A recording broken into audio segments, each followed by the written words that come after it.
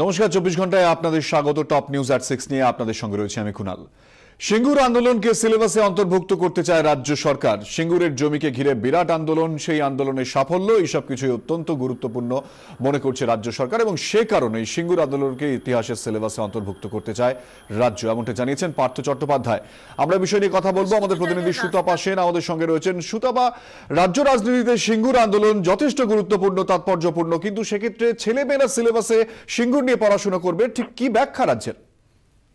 দেখো, শিক্ষামন্ত্রী পার্থ চট্টোপাধ্যায় নবান্নে যেটা জানালেন যে দুদিন আগে সিঙ্গুরের এই ঐতিহাসিক রায় যখন সুপ্রিম কোর্ট দিয়েছে তারপর থেকেই সমাজের বিভিন্ন অংশের মানুষরা, বিশেষজ্ঞরা রাজ্য সরকারের কাছে অনুরোধ করছে যে এই বিষয়টিকে অবশ্যই সিলেবাসের অন্তর্ভুক্ত করা উচিত। আগামী দিনে ছাত্রছাত্রীরা যাতে এই সিলেবাসের মাধ্যমেই জানতে পারে যে কি হয়েছিল সিঙ্গুরে, কিভাবে আন্দোলন হয়েছিল এবং গোটা বিষয়টি তাদের জানানো দরকার বলে মনে করছেন বিশেষজ্ঞরা। আর সেই কারণেই রাজ্য সরকার সিদ্ধান্ত নিয়েছে যে তারা এই বিষয়টি সিলেবাস কমিটির কাছে আনবে এবং সেজন্য শিক্ষা দপ্তর খুব সুতপা, তুমি আমাদের সঙ্গে থাকো। এই মুহূর্তে আমাদের সঙ্গে টেলিফোনে রয়েছেন শিক্ষাবিদ অশোকেন্দু সেনগুপ্ত। আপনাকে স্বাগত 24 ঘন্টায়। অশোকেন্দু বাবু, এবার সিঙ্গুর আন্দোলনকে সিলেবাসে অন্তর্ভুক্ত করতে চায় রাজ্য সরকার, আপনার কি প্রতিক্রিয়া? সিঙ্গুর আন্দোলন নিঃসন্দেহে একটি ঐতিহাসিক আন্দোলনের গুরুত্ব ইতিহাসে থাকবেই, কিন্তু যাবতীয় আন্দোলনকে যদি সিলেবাসের অন্তর্ভুক্ত করতে হয় তার ইতিহাস, তাহলে শিশুদের প্রতি বোঝা হয়ে যাবে। এই ধরনের উদ্যোগ মোটেই বাঞ্ছনীয় নয় এবং কাম্য নয়। সিলেবাস কমিটি রয়েছে, তারাই সিদ্ধান্ত নিক, সরকার যেন কোনো সিদ্ধান্ত না চাপিয়ে দেয়।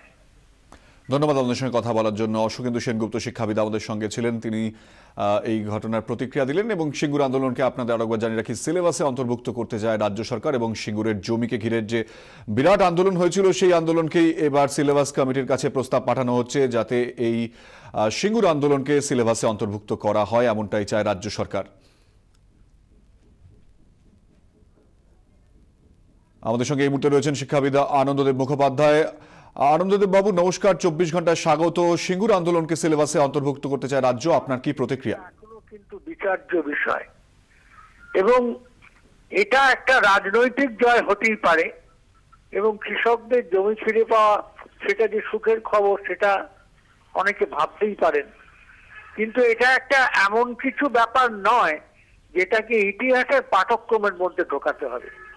বরঞ্চ ইতিহাসের পাঠ্যক্রমের মধ্যে আমাদের দেশের স্বাধীনতার ইতিহাস, জাতীয়তাবাদের ইতিহাস, আন্তর্জাতিক স্তরে আমাদের জাতীয়তাবাদের কি অবদান, এগুলো ঢোকানোর প্রয়োজন। এবং এই চিন্তা অবাস্তব চিন্তা, এই চিন্তা থাকলে যে পাঠ্যক্রম তৈরি হবে সেই পাঠ্যক্রমের অগ্রগতি তো হবেই না, বর্তমানকালে এর প্রাসঙ্গিকতা হারিয়ে ফেলবে। ধন্যবাদ আমাদের সঙ্গে কথা বলার জন্য। আমাদের সঙ্গে ছিলেন শিক্ষাবিদ আনন্দদেব মুখোপাধ্যায়। সিঙ্গুর আন্দোলনকে সিলেবাসে অন্তর্ভুক্ত করতে চায় রাজ্য এবং সিঙ্গুরের যে জমিকে ঘিরে বিরাট আন্দোলন, সেই আন্দোলনের সাফল্য এবং এসব কিছুই অত্যন্ত গুরুত্বপূর্ণ বলে মনে করে রাজ্য সরকার, সে কারণে এই সিদ্ধান্ত। সিলেবাস কমিটির চেয়ারম্যান অভিক মজুমদার আমাদের সঙ্গে রয়েছেন এই মুহূর্তে। অভিক বাবু, যেটা জানতে চাইবো যে রাজ্য সরকারের যে এই ইচ্ছে বা ইতিমধ্যে যেটা জানা যাচ্ছে যে সিলেবাস কমিটির কাছে এই বিষয়ে বিষয়টি পাঠানো হচ্ছে, আপনি কি বলবেন সিঙ্গুরকে এইবার সিলেবাসে অন্তর্ভুক্ত করার বিষয়টি নিয়ে? এই প্রস্তাব এখন অবধি আমার হাতে এসে পৌঁছয়নি, পেলে নিশ্চয়ই আমি পূর্ণাঙ্গভাবে দেখব। তবে বিষয়টিকে অবশ্যই স্বাগত জানাচ্ছি, কেননা 1894 সালের তৈরি করা একটা কালা কানুন, যেটা ব্রিটিশ ঔপনিবেশিক সরকার তৈরি করেছিল, সেটা এতদিন পর একটা কৃষক আন্দোলনের মাধ্যমে পরিবর্তিত হতে চলেছে এবং পরিবর্তনের দিকে এগিয়েছে। এবং আমি মনে করি যে আমাদের মুখ্যমন্ত্রী মমতা বন্দ্যোপাধ্যায় এক্ষেত্রে একটা ঐতিহাসিক ভূমিকা পালন করলেন। তিনি নেতৃত্ব দান করে আমাদের স্বাধীনতা সংগ্রামেরই যেন একটা সম্প্রসারণ আমরা চোখের সামনে দেখতে পেলাম।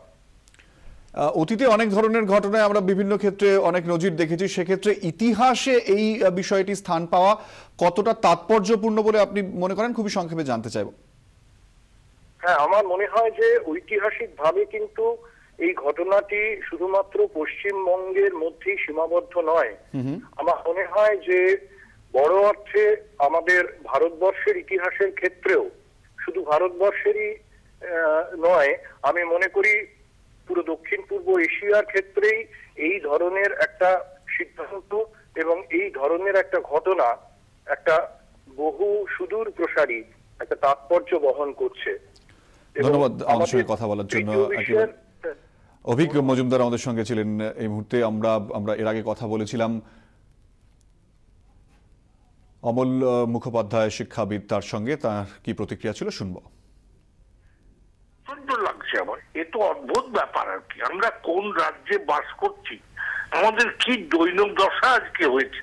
এবং এখানে মনে রাখতে হবে যে জাজমেন্টটা যেটা সুপ্রিম কোর্ট দিয়েছে, সেখানে সুপ্রিম কোর্ট কিন্তু এই কথা বলেছে যে যেহেতু টাটারা আগে থেকে জমি চিহ্নিত করে দেওয়ার পরে সেই জমি অধিগ্রহণ করেছেন সরকার, কাজী পদ্ধতিগত দিক থেকে এই ব্যাপারটা সম্পূর্ণ বেআইনি। কিন্তু তারা এই কথা বলেননি এবং বলতে পারেন না যে সরকারের পক্ষ থেকে জমির অধিগ্রহণ বেআইনি, তার কারণ সেটা সংবিধানে রয়েছে। এ বিষয়ে প্রদেশ কংগ্রেস সভাপতি অধীর রঞ্জন চৌধুরী কি বলছেন শোনাবো। সিঙ্গুরের আন্দোলন এবং সিঙ্গুরের বিষয়টা যখন সিলেবাসে আসবে তখন স্বাভাবিকভাবে সেখানে মমতা মহাময়ী হিসাবে প্রতিষ্ঠিত পাবে। কিন্তু সিঙ্গুর আন্দোলন অ্যাকচুয়ালি শুরু করেছে কিন্তু এখানকার সাধারণ মানুষরা, ভূমিহারা জমিহারা মানুষরা। হোক না, যদি মনে করে যে সরকার সিঙ্গুর আন্দোলনকে সিলেবাসে রাখবে, এরকম বহু আন্দোলন আছে, বহু ইতিহাস আছে ভারতবর্ষে, পশ্চিমবঙ্গে। সবকিছু ইতিহাসে রাখা হোক। ইতিহাস তো সত্যের অনুসন্ধান করার জন্য, অতীতের সত্যকে অনুসন্ধান করে তা লিপিবদ্ধ করার জন্য।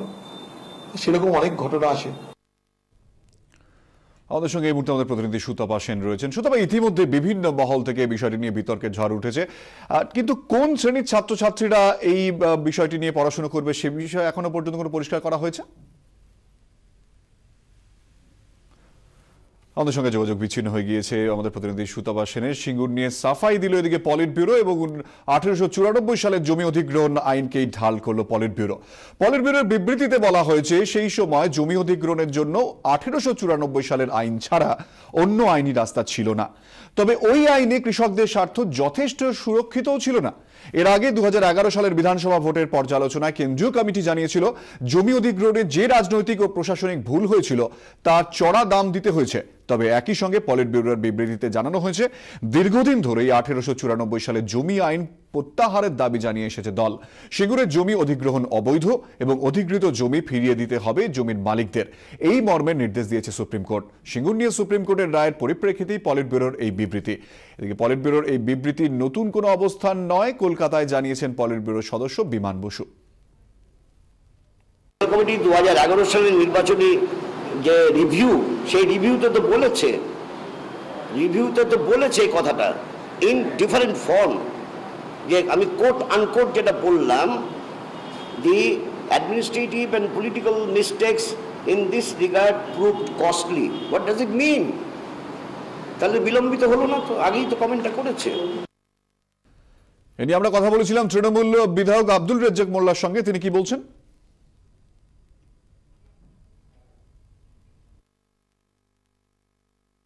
Politburo is not the Supreme Court.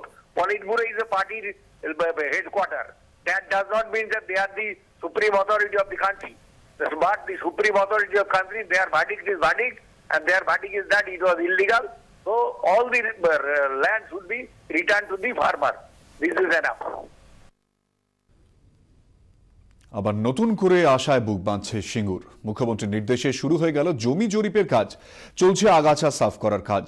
এরপরেই জমি চিহ্নিত করা হবে, তারপরে সেই জমি ফিরে যাবে কৃষকদের হাতে।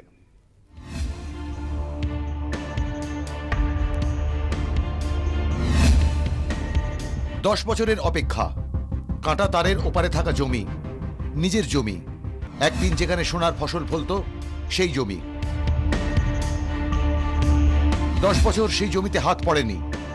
সুপ্রিম কোর্টের নির্দেশের পর ফের একবার প্রাণ ফিরে পাচ্ছে সিঙ্গুর। চাষযোগ্য করে সব কৃষককে ফিরিয়ে দেওয়া হবে জমি। বৃহস্পতিবার ঘোষণা করেন মুখ্যমন্ত্রী। শুক্রবার থেকেই সেই মতো কাজ শুরু হয়ে গেল।